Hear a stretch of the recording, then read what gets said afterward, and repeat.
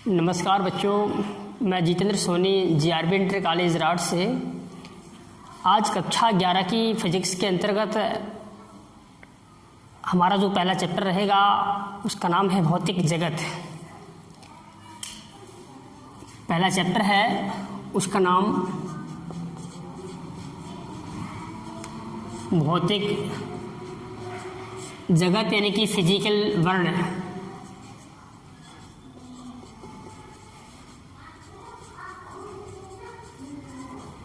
Physical world. इस chapter में आपको विज्ञान से परिचय कराया गया है। विज्ञान क्या है, भौतिक विज्ञान क्या है, इसका हमारी समाज से क्या संबंध है, टेक्नोलॉजी के साथ क्या संबंध। यानी कि हम ये कह सकते हैं कि इस चैप्टर में आपको एक इंट्रोडक्शन दिया गया है विज्ञान के बारे में, विज्ञान है क्या। तो सबसे पहले हम बात करते हैं साइंस की। साइंस यानी कि विज्ञान।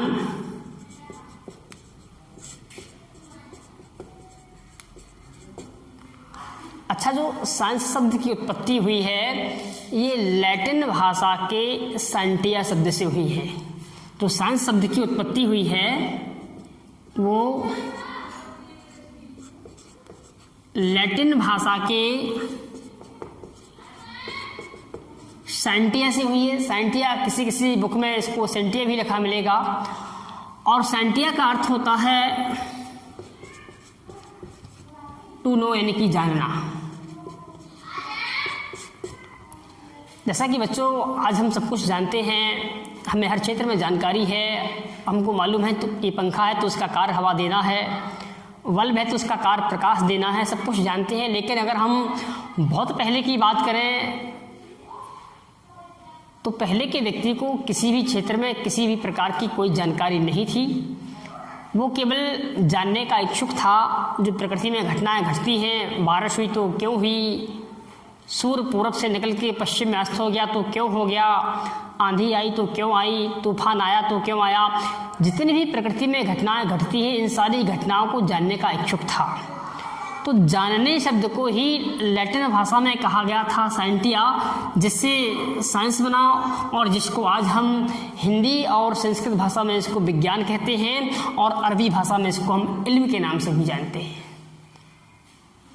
इस प्रकार से साइंस शब्द आया था। अगर हम विज्ञान की बात करें तो विज्ञान भी दो शब्दों से मिलकर बनता है, वि प्लस ज्ञान से,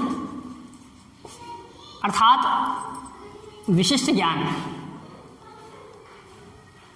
विज्ञान दो शब्दों से मिलकर बना है, विधन ज्ञान यानी कि विशिष्ट ज्ञान। विज्ञान का इतिहास उतना ही पुराना है जितना कि मनुष्य का है। जैसा कि हम जानते हैं कि necessary is the mother of invention, यानी आवश्यकता ही आविष्कार की जननी है। जैसे जैसे मनुष्य को आवश्यकता पड़ती गई वैसे वैसे वो खोज करता चला गया। अब मनुष्य ने जिनके बारे में जानकारी प्राप्त की, उस जानकारी को उसने एक क्रमबद्ध ढंग से रखा, व्यवस्थित ढंग से रखा, और क्रमबद्ध ढंग से रखना, व्यवस्थित ढंग से रखना, उसको हमने विज्ञान कहा। तो इस प्रकार से जो विज्ञान की परिभाषा बनती है कि किसी विषय के सुसंगठित, सुव्यवस्थित, क्रमबद्ध ज्ञान को विज्ञान कहते हैं। यानी कि हमने किसी भी क्षेत्र में जो जानकारी प्राप्त की उस जानकारी को एक क्रमबद्ध ढंग से रखना, व्यवस्थित ढंग से रखना, एक विज्ञान कहलाया। तो विज्ञान की डेफिनेशन क्या बनेगी कि किसी विषय के सुसंगठित, सुव्यवस्थित, क्रमबद्ध ज्ञान को विज्ञान कहते हैं। इस प्रकार से आपकी विज्ञान की उत्पत्ति हुई। जैसे जैसे आवश्यकताएं बढ़ती चली गई वैसे वैसे मनुष्य खोज करता चला गया और विज्ञान को शाखाओं में बांटता चला गया। जैसे जो साइंस था, अगर इसके अंतर्गत हमने अगर कृषि से संबंधित अध्ययन किया तो हमने इसकी एक शाखा अलग से बना दी और उसका नाम रख दिया कृषि विज्ञान। अगर जीव जंतुओं के बारे में अध्ययन किया गया, पेड़ पौधों के बारे में अध्ययन किया गया तो उसकी एक अलग से शाखा बना दी और उसका नाम रखा गया जीव विज्ञान। अगर केमिकल से संबंधित कोई अध्ययन किया गया तो इसकी एक अलग से शाखा बना दी और उसका नाम रखा गया रसायन विज्ञान। इसी प्रकार से इसी क्रम में विज्ञान की एक शाखा आई और उसका नाम था भौतिक विज्ञान, या इसको हम भौतिकी भी कहते हैं, इसको हम फिजिक्स के नाम से जानते हैं। तो आइए, हमारा जो टॉपिक है, हमारा जो सब्जेक्ट है वो है भौतिक विज्ञान यानी कि फिजिक्स। तो नेक्स्ट हमारा जो टॉपिक होगा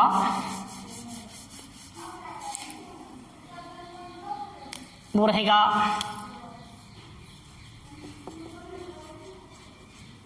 भौतिक विज्ञान, या इसी को हम भौतिकी कहते हैं यानी कि इसको फिजिक्स के नाम से जानते हैं।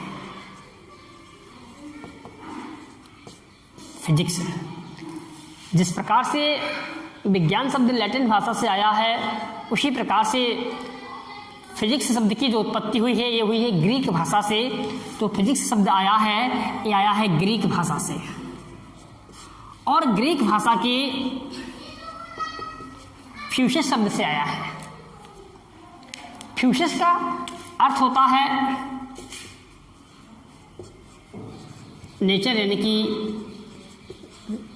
कि प्रकृति।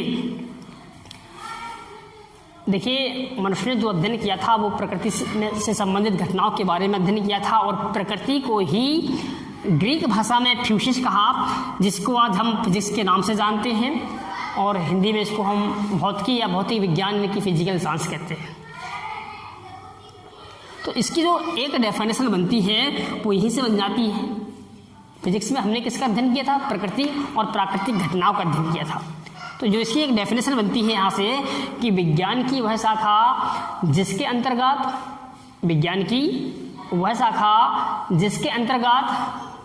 प्रकृति एवं प्राकृतिक घटनाओं का अध्ययन किया जाता है भौतिक विज्ञान कहलाती है। एक डेफिनेशन इसकी क्या बनेगी कि विज्ञान की वह शाखा जिसके अंतर्गत प्रकृति एवं प्राकृतिक घटनाओं का अध्ययन किया जाता है भौतिक विज्ञान कहलाती है। अच्छा, ये इसकी एक डेफिनेशन थी, लेकिन अब हम प्रकृति की बात करें तो प्रकृति में कोई भी वस्तु हो, कोई भी पदार्थ हो, एक पूरी प्रकृति, पूरे वर्ल्ड यानी कि हम पूरे ब्रह्मांड, पूरे यूनिवर्स की बात करेंगे तो पूरे ब्रह्मांड में कोई भी वस्तु हो वो आपको दो में से किसी एक रूप में प्राप्त होती है। या तो वो प्राप्त होती है आपको द्रव्य के रूप में, या फिर वो प्राप्त होती है आपको ऊर्जा की। यानी एक तो आपकी परिभाषा यहीं से बन गई थी।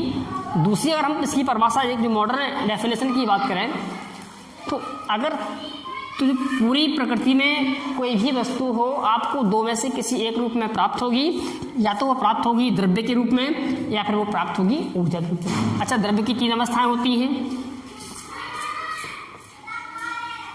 ठोस, द्रव और गैस।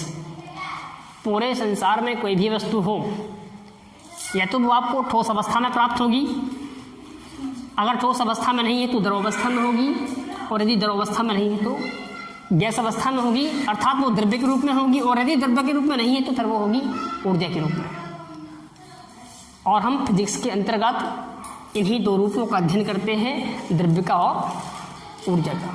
तो एक जो डेफिनेशन इसकी बनती है वो यहाँ से बन जाती है। अच्छा, जो ऊर्जा होती है इसके भी कई प्रकार होते हैं, गतिज ऊर्जा, स्थिर ऊर्जा, पवन ऊर्जा, ध्वनि ऊर्जा, ताप ऊर्जा। तो एक जो डेफिनेशन इसकी यहाँ से बनती है कि विज्ञान की वह शाखा जिसके अंतर्गत द्रव्य, ऊर्जा के विभिन्न स्वरूपों एवं इनकी पारस्परिक अन्योन्य क्रियाओं का अध्ययन किया जाता है भौतिक विज्ञान कहलाती है। क्या बनेगी?